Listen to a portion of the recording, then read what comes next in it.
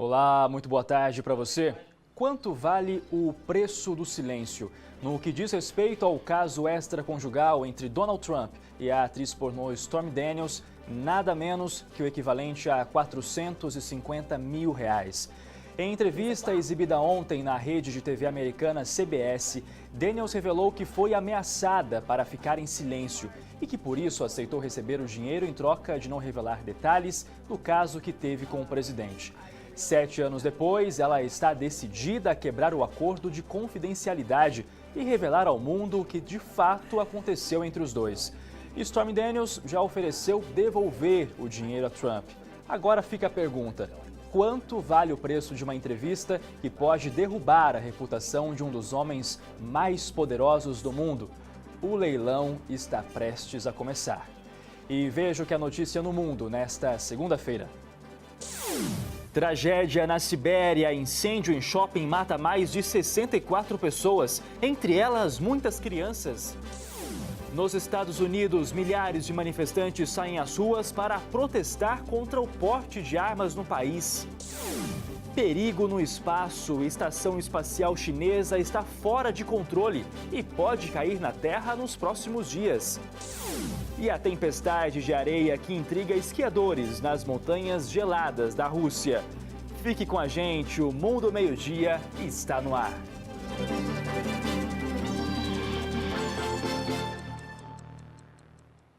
A gente abre essa edição do Mundo Meio-Dia falando sobre uma tragédia na Rússia. Pelo menos 64 pessoas morreram em um grande incêndio em um shopping center da Sibéria.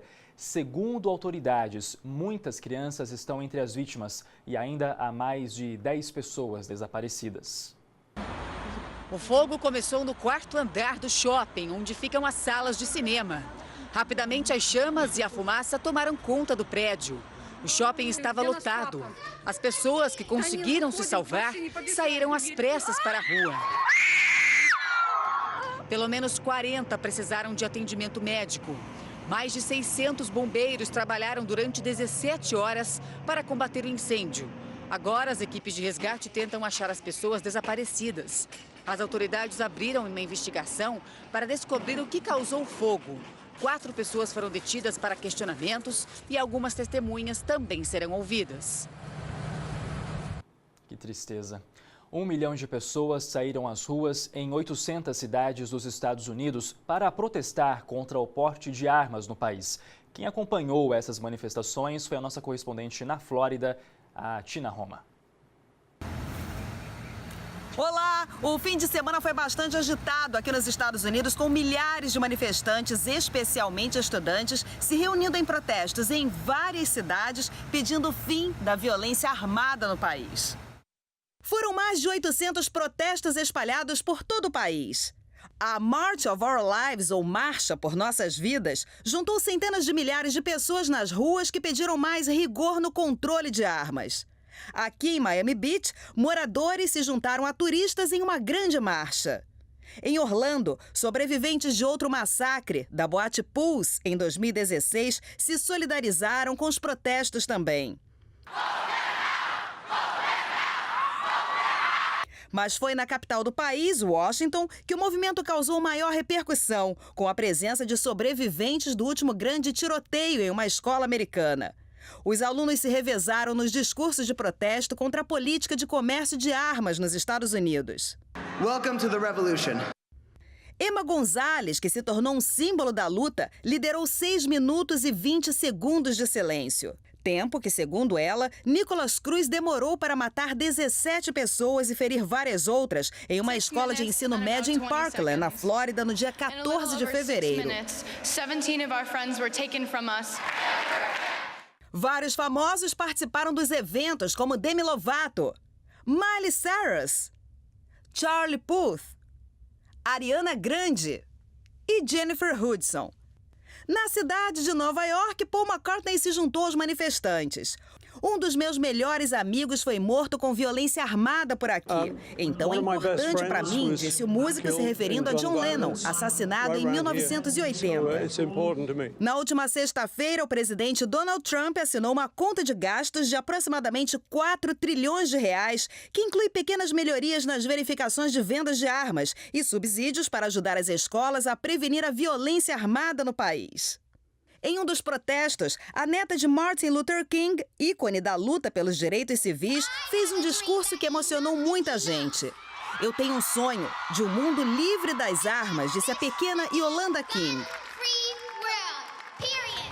A Casa Branca, que teve toda a área externa lotada de pessoas, elogiou os manifestantes por exercerem o direito à liberdade de expressão no país.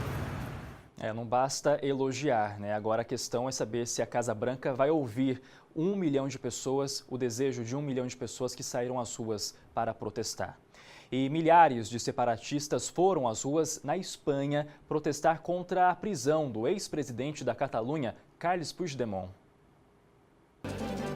Houve confrontos com a polícia e dezenas de pessoas ficaram feridas. Puigdemont foi preso na Alemanha, quando tentava voltar para a Bélgica, onde vivia exilado desde outubro do ano passado.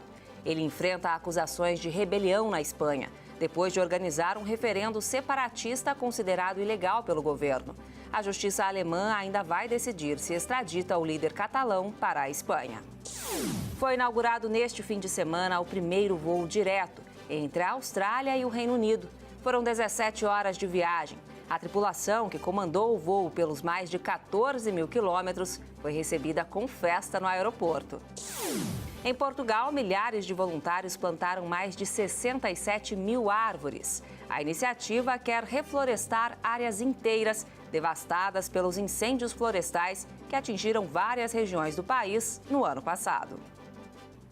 Após as polêmicas da liberação de dados dos usuários, o Facebook parece estar perdendo popularidade. Esse é o destaque da agência de notícias Reuters. Segundo o portal, uma pesquisa recente mostrou que menos da metade dos usuários norte-americanos confia que a rede social obedece às leis de privacidade. Um jornal da Alemanha também fez a pesquisa. O resultado é que 60% dos alemães temem que o Facebook esteja causando um impacto negativo na democracia. O fundador da rede social, Mark Zuckerberg, publicou em jornais da Inglaterra e dos Estados Unidos um pedido de desculpas pelo vazamento dos dados. E a editoria de internacional do portal R7 mostra que ontem à noite a Força Aérea da Arábia Saudita interceptou um míssil sobre a capital Riad. Agências de notícias locais informaram que rebeldes teriam lançado um míssil contra o aeroporto da cidade. Outros mísseis também foram disparados sobre outros municípios. Testemunhas relataram estrondos e fumaça no ar. Desde 2015, mais de 10 mil pessoas já morreram em ataques ao país. Uma estação espacial chinesa está fora de controle e pode cair na Terra nos próximos dias. Mas nada de pânico. As chances de alguém ser atingido pelos destroços são muito pequenas. É o que mostra a correspondente na Ásia, Cíntia Godoy. Foram 7 anos no espaço. Em 2016, os chineses confirmaram que haviam perdido contato com a estação.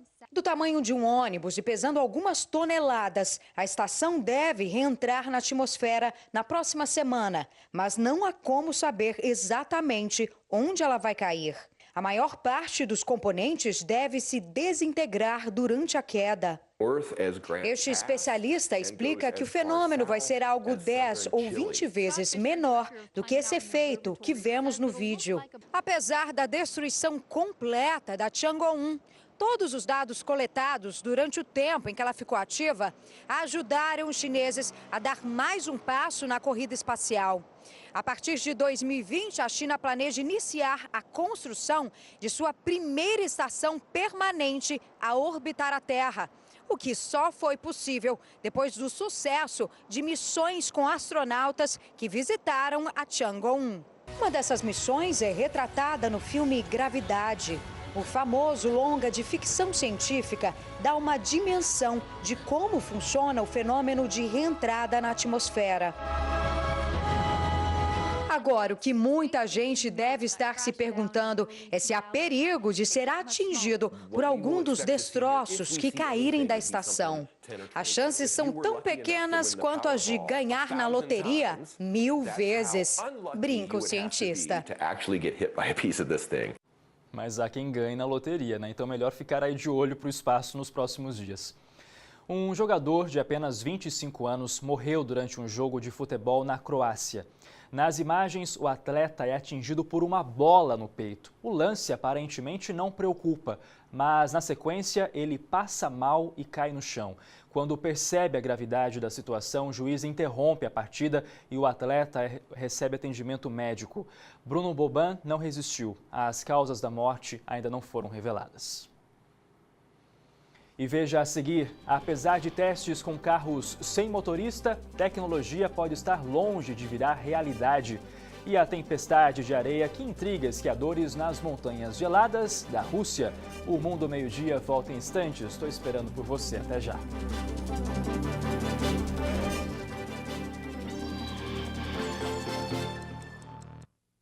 Várias cidades do mundo testam a tecnologia dos carros sem motorista. Mas para essa novidade ser considerada 100% segura, ainda vai levar um bom tempo. A reportagem é do correspondente André Tal. Nossa equipe embarca em um dos chamados carros autônomos.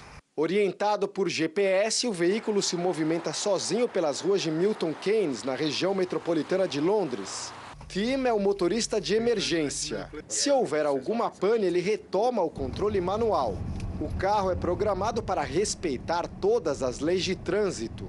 Olha só, o semáforo acabou de abrir, luz verde com a ajuda das câmeras. O carro recebe essa informação e automaticamente volta para a rota em direção ao destino. Tudo de forma autônoma, olha só. O Jim não coloca a mão na direção. Em vez de dirigir, todos vão poder tomar café ou mandar e-mail, mas ainda faltam alguns anos para isso, afirma. Bom, esse é o momento do principal teste. A gente está num estacionamento e a gente vai ver se o carro também consegue fazer a baliza. É a hora mais difícil. O Jim disse que não vai tocar na direção, vai ser tudo de forma autônoma. Vamos ver o que acontece. O espaço para estacionar ali na frente é grande, mas mesmo assim é o carro sozinho fazendo, então é um teste tanto. Vamos lá, let's go!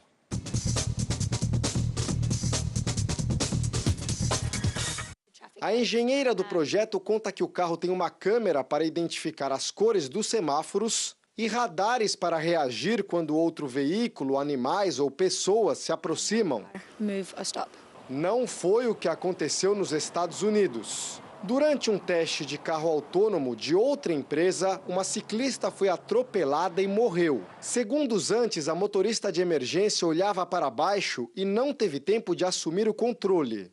Precisamos dobrar os esforços para provar que a tecnologia é segura, diz o diretor do projeto britânico. As funções autônomas devem ser incorporadas aos poucos na fabricação dos novos carros. E tudo vai depender das leis e da adaptação das cidades.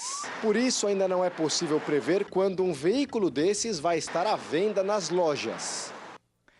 E aí, teria coragem de entrar num carro sem motorista? Comenta pra gente nas redes sociais usando a hashtag Mundo Meio-Dia. Vamos agora ver como está a movimentação pelo mundo nesse começo de semana. As imagens são oferecidas pelo serviço de streaming EarthCam e hoje a gente começa a nossa viagem em Toronto, no Canadá. Olha que bela imagem aérea da cidade. Já que a câmera está localizada no topo da CN Tower, a terceira mais alta do mundo. Agora são 11 horas e 19 minutos no Canadá. O dia está ensolarado, mas não se engane não, viu? Porque nesse momento faz 3 graus, ou seja, bastante frio. E para encerrar, nós vamos para um dos países com as mais belas paisagens do mundo. Você vê imagens da Palm Island, em Dubai. Por lá já é começo de noite, apesar de não parecer. Agora são 7 horas e 19 minutos. Nesse momento, 28 graus. E antes de encerrar o Mundo Meio-Dia desta segunda-feira, a gente mostra para você uma tempestade de areia que começou no deserto do Saara, na África, e já chegou até a Rússia. Esquiadores ficaram surpresos com a paisagem alaranjada nas montanhas, normalmente brancas por causa da neve. Eles brincaram que estavam esquiando em Marte. A tempestade já atingiu outros países como a Grécia e é uma das maiores já vistas nos últimos anos. Por hoje é só. Amanhã a gente volta com as notícias que movimentam o mundo. Fique agora na companhia de Felipe Santillo e Emerson Bellini no Torcida Futebol Clube. Uma ótima semana para você. Tchau.